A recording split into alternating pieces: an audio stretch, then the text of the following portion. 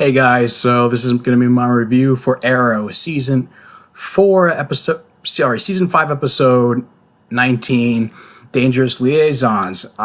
This is going to, so it opens up with Argus and Team Arrow leading a sting operation onto this abandoned arcade, where Chase was last spotted, but and there's these jokes about,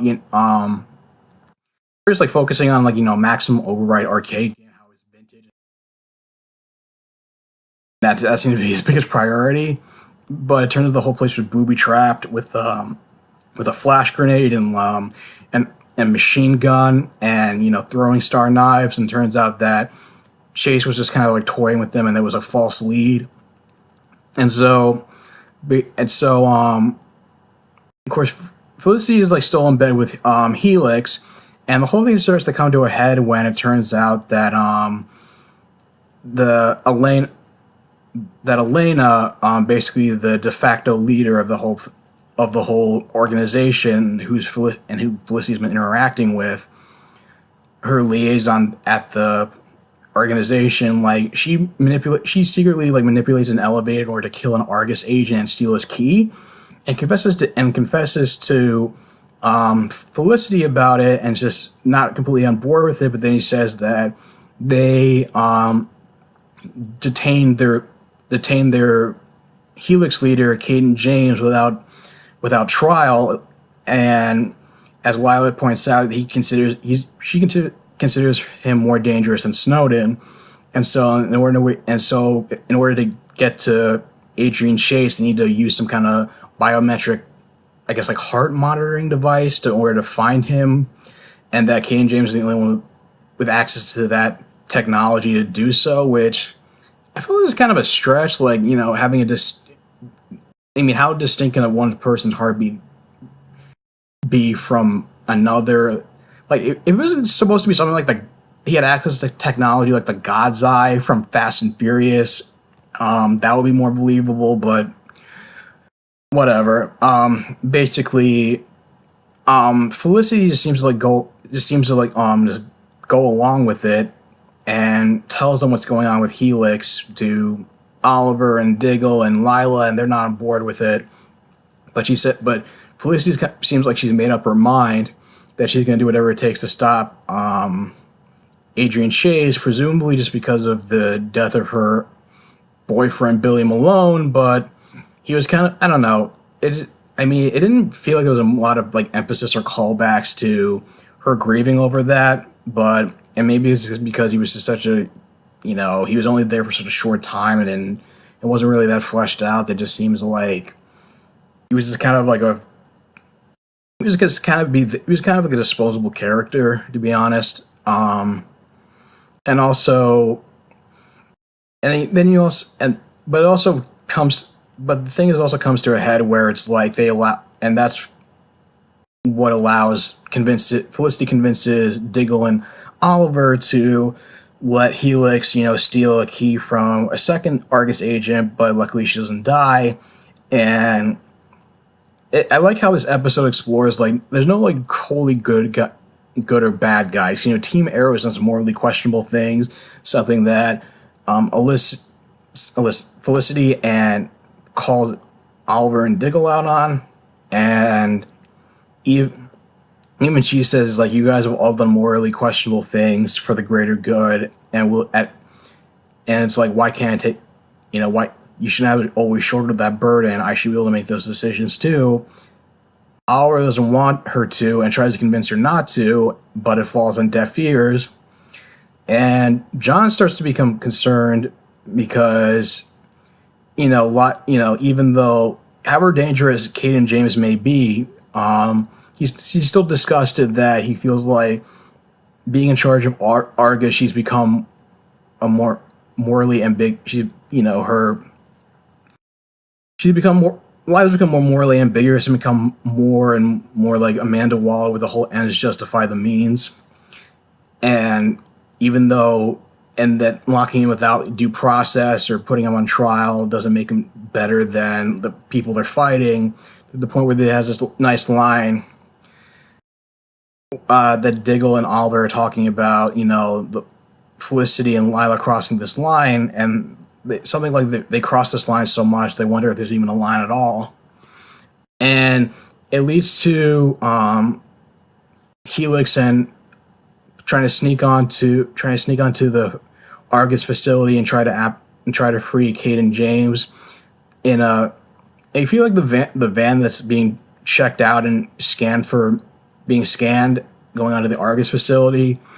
At first, you think it has like Felicity, Elena, and Helix in the van, but it turns out it was just a diversion, and that they actually went onto a black site where he's actually being held captive 12 miles out, and Lyle didn't even say anything to the rest of the team about it, and so eventually Team Arrow has to go out to the black site and confront Helix with Elena hacking into the black site's machine guns as a distraction, Felicity and Elena freeing Kate and James, although we don't see what he looks like. He's still under hooded. His head is covered in a hood, and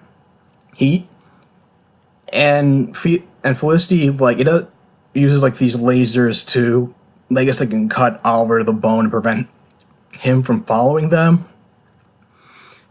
And so they get Kate and James, but it turns out that Elena decides that Helix needs to cut ties with her because of her affiliation with Team Arrow, and that makes her a liability. So they cleared out their hideout and just left her a thumb drive with how to find Prometheus. And Oliver is sort of like disappointed that he had to go against Felicity. They asked to have a drink by himself, but then they try to have some kind of reconciliation while Felicity's using the technology to find Prometheus, and then they find out that he's at the Arrow Cave, and the episode ends with an explosion that knocks them both back. And the side plot is that Quentin is asking, why Wild Dog Renee hasn't got in touch with that lawyer that Curtis suggested in order to get back together with his daughter. And he says because of this incident where he was cooking and then he got drunk and passed out, and her daughter, the daughter was trying to touch the stove and she burnt herself, and he felt like, I'm a terrible parent. She's better off without me. I mean, one, yeah, it's stupid. Another thing, that's like almost kind of very black and white kind of way of looking at what makes you a good and bad parent. Like, you just make one mistake makes you like you're a terrible parent that he was like better off, and that she saying that Renee's daughter was better off. Like, if they said that as like, because of what I'm doing with the team, I don't want to put her in danger or something like that, or just because of what happened with the mom being murdered, like something like that would have been more believable. I just thought the whole like burning herself with soup was that's like kind of really flimsy. But anyway, Quentin is, he's trying to be being friend to Renee, and compassionate, seeing how Quentin lost Laurel, he feels like he should have Renee reunite with his daughter. That she does show up in the episode, and they have this really touching moment, and she asks like when she gets to come home, and seeing her, and it convinces Renee that he should, swallow his pride and go through the process of trying to regain custody of his daughter, which is what he is eventually in the process of doing. So that's nice, and it's like he's probably had like the biggest arc, even more so than Oliver, over the whole season, and that's something I'm really happy with. Like, this is a character who I felt like was just a very incredibly obnoxious to having like, I guess you can say lovable. I guess kind of like lovable. I guess sort of abrasive but lovable asshole is the best way of putting it. And I'm actually glad that he's going to be a season regular for season 6, and as well as Dinah Drake. And the thing about this episode is that there were no flashbacks at all, and I really think it's a sign of things to come, and a direction they should go in, because the whole point of the flashbacks was supposed to be Oliver's 5-year journey, and since this first season, I really think they should just do away with the flashbacks without question.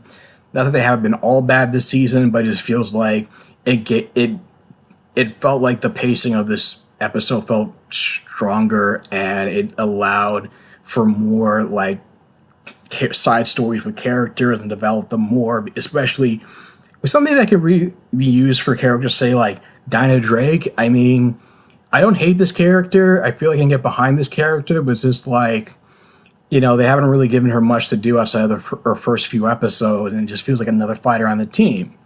Which is ironic because, people complained about how Laurel felt like just another fighter on the team. It was just there, and, you get Dinah Drake, and it seems like it seems like the complaints don't seem to be as vocal.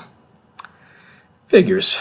I mean, anyway, this was a pretty decent episode. I don't know. It was, this episode that had to happen. It was kept foreshadowing that her Felicity's affiliation with Helix had to come to a head and wrap up. It just didn't feel like quite as compelling as I was hoping it would be. But I guess, the last 2 episodes, they're kind of a tough act to follow. But anyway, guys, what do you guys think of the episode? Are you excited for the last 4 episodes of Arrow? How do you feel it's been doing this season? Leave your thoughts in the comments down below. If you like this video, like, share, and subscribe, and I will talk to you guys soon. Take care.